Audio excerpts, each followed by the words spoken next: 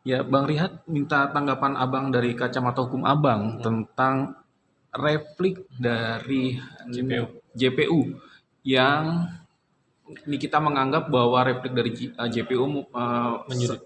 seolah-olah menyudutkan Nikita Mirzani dan memberatkan Nikita Mirzani. Dari kacamata hukum menurut Abang, ketika seorang JPU melakukan sebuah hal seperti itu, seperti apa menurut pandangan hukum menurut Abang sendiri? Ya, selamat sore rekan-rekan wartawan dan media.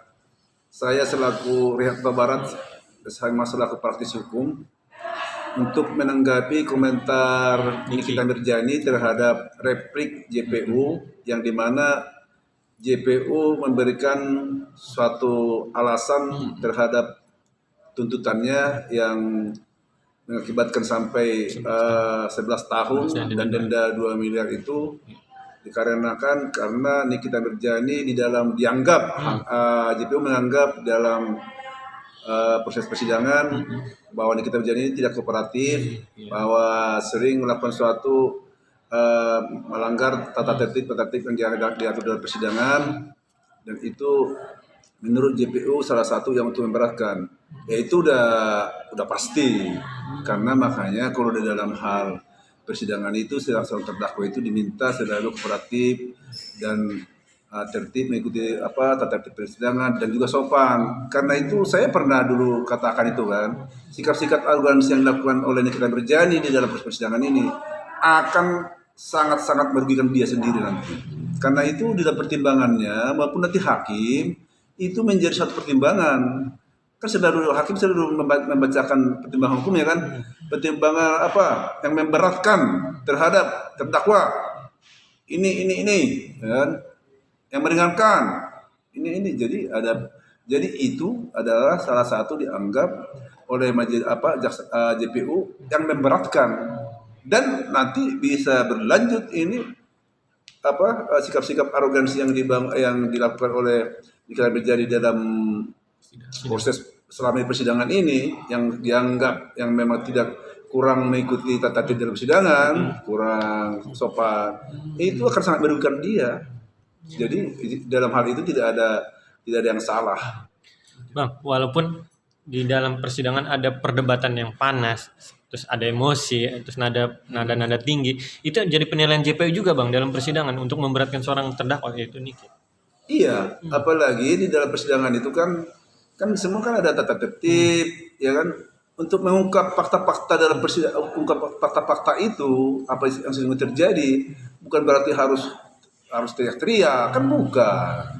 Yang harus diungkapkan dengan misalnya ucapan-ucapan, misalnya bahasa yang sopan, lemah lembut, kan tujuannya kan mengungkap fakta. Itu hakim yang sebenarnya biasanya senang dengan cara-cara yang elegan tapi terungkap fakta sesuai dengan apa yang, misalnya kalau misalnya seorang pengacara Nikita Mirzani ini atau Nikita Mirzani ini waktu dia dalam hal diberikan kesempatan menanya misalnya saksi, ya kan dia tanya dengan baik, dengan dia akan buktikan bahwa dia misalnya tidak supaya tidak terpenuhi dakwaan yang diberikan oleh jaksa penuntut itu, kan dia bisa sampaikan dengan elegan. Dan tapi kan tujuannya tercapai. Bang, tapi kan masyarakat berpikir kan masa gara-gara berdebatan emosional sesaat harus dihukum sama 11 tahun. Apakah itu adil? Bagaimana dengan korupsi yang koruptor yang merugikan negara hingga ratusan miliar, Bang? Padahal kasusnya Nikita hanya 4 miliar, Bang, tentang pencucian uang. Nah, ini gimana melihat dari rasa keadilan itu sendiri? Jadi sebenarnya kan saya bilang tadi kan dianggap faktor untuk memberatkan, bukan berarti itu dasar utamanya. Dasar utama tentu JPU itu memberikan kan kalau misalnya ini masuk dalam pasal TPPU. TPPU itu kan maksimalnya itu kalau nggak salah ya di perkara kita ini kan dimasukin itu pasal yang ancaman hukumannya 20 tahun kan, kan maksimalnya itu. Artinya jaksa penuntut umum kalau yakin bahwa di sini memang ada terungkap dan mereka punya bukti bahwa ini adalah ada TPPU-nya, tidak jual pencucian uangnya, mereka bisa tutup maksimal 20 tahun, kan undang-undang mengatur. Jadi tidak ada, itu masih masuk di dalam koridor, kecuali misalnya jaksa, tapi nggak mungkin lah kan. menuntut di luar undang-undang dakwaan melebihi daripada ancaman hukuman yang dakwakan. Ini kan udah hampir cuma separuh. Dan Bang akhirnya di duplik kemarin Niki mengucapkan sendiri dengan nada nangis. Dia bilang saya nulis ini sendiri. Dia menilai JPU menilai Niki terlalu dimanjakan oleh majelis hakim karena JPU menilai Niki membawa saksi ahli dan juga yang meringankan Niki itu yang membuat Niki aneh dan lucu. Kenapa dia tidak boleh membawa saksi ahli sedangkan itu kan haknya untuk terdakwa dalam persidangan. Abang menilai sebenarnya. Ya memang kalau sesuai di dalam KUHP kita ya kan. Baik misalnya itu pelapor yang diakui oleh JPU pengacara negara itu kan sama-sama haknya diberikan kesempatan untuk memberikan untuk menghadirkan keterangan ahli ya keterangan ahli ya bersaksi ahli keterangan ahli termasuk juga terdakwa itu maka malah terdakwa itu kan malah diberikan secara KUHP yang sesuai dengan diatur dalam pasal KUHP 160 ayat 1 itu kan bahwa terdakwa itu diberikan kewenangan untuk menghadirkan saksi yang meringankan untuk dia ya. Apalagi kalau keterangan ahli ya itu kan diatur itu KUHP yang ngatur sah saja itu ya memang bukan sah saja memang sah karena memang hukum kan itu kata aturan hukum KUHP. Di mana masalahnya? Jadi itulah yang membuat Niki kayak merasa JPU menyudutkan Niki, memberatkan Niki karena ada punya dendam pribadi yang seperti itulah. Jadi di dalam repliknya JPU dan Niki membacakan dupliknya membantah gitu Bang. Bisa dibilang seperti itu Bang ya.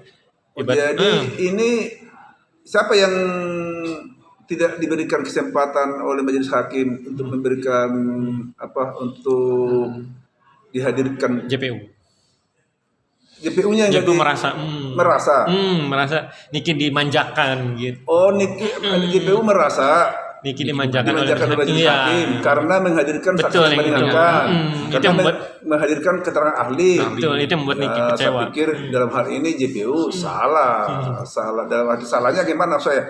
Salah dalam hal menanggapi hak prerogatif yang ada melekat di dalam majelis hakim. Kenapa? Itu kan memang seperti tadi untuk terdakwa itu kan diberikan hak untuk sesuai dengan yang diatur dalam KUHP pasal 160 ayat 1 terdakwa itu diberikan hak untuk menghadirkan dalam persidangan untuk saksi yang meringankan dan juga dia diberikan kesempatan untuk menghadirkan saksi ahli memberikan keterangan ahli itu. Saya pikir dalam hal ini JPU kurang pas kalau memang begitu ya. Kita nggak ikuti persidangan ini. Tapi kalau kata rekan wartawan kalau memang komentar JPU begitu, saya pikir di situ JPU kurang pas itu ini ya komentar apalagi resmi itu di dalam repliknya ya. Oke, Bang lihat ini juga pengacara Nikita Mirzani juga akan melakukan langkah amicus curiae, Bang. Nah, menurut Abang pengertian dari amicus curiae sendiri secara hukum seperti apa tentang hal ini, Bang? Jadi gini ya, kalau amicus curiae itu adalah artinya bahwa pengacaranya ya kan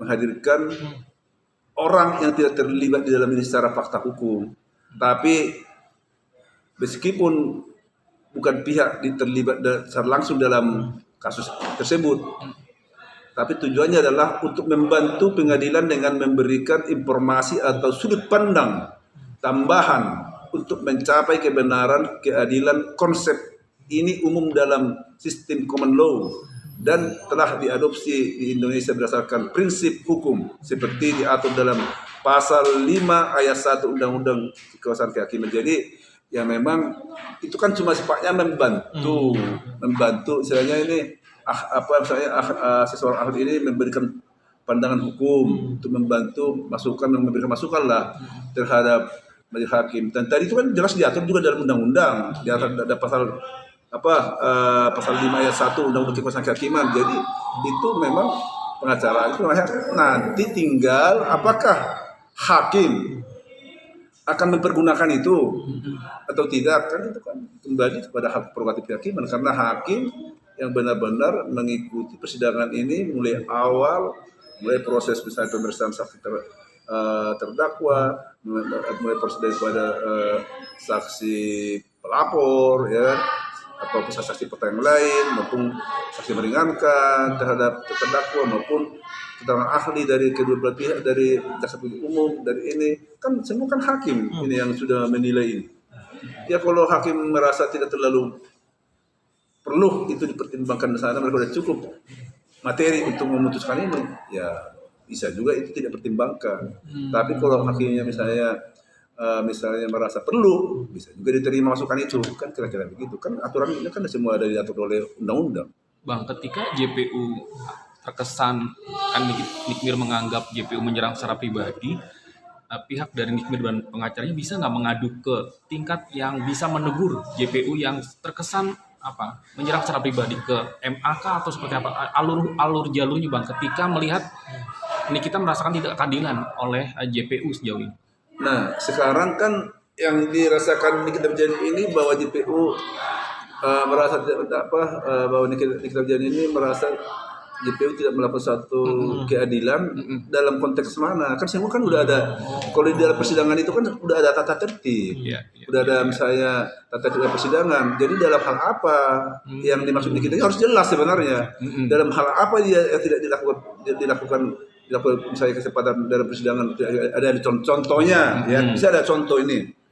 Contohnya pada saat Nikita Mirzani nih, misalnya diperiksa sebagai terdakwa, dia mau mengungkap, menjelaskan fakta-fakta, tapi jaksa penuntut umum langsung mengkat, interupsi, itu kan salah satu. Tapi itu kan sebenarnya kan itu kan ada tinggal dia cukup di situ mengadu kepada majelis hakim yang di sana, itu kan kewenangan daripada majelis hakim, ketua majelis di sana dan anggotanya yang punya bisa menganulir semua itu, nggak perlu harus misalnya di luar konteks pengadilan.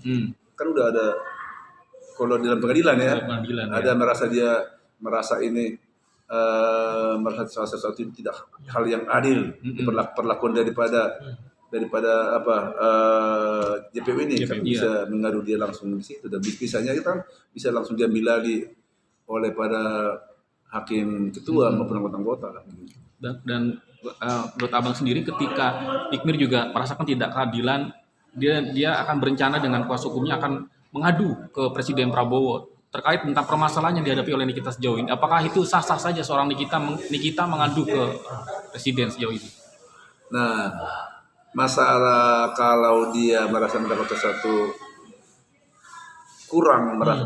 keadilan dalam proses ini, dia mau mengadu ke Prabowo, Pak Presiden Prabowo sebagai presiden, bisa-bisa saja kan. Tapi apakah presiden menanggapi? Presiden ini kan banyak sekali urusan negara ini kan, bukan cuma urusan, kan presiden juga tahu kan itu kan udah ada di sana yang ngurusin itu oleh undang-undang dalam majelis hakim. Nggak mungkin, artinya sangat-sangat jauh menurut saya hal-hal seperti ini. Pak Presiden harus mengintervensi atau masuk menanggapi seperti ini. Nanti jadi terlantar nanti tugas-tugas presiden yang jauh-jauh sangat besar, masih banyak masyarakat negara Indonesia ini masih diurusin kan. Siap. Terima kasih. Keren banget.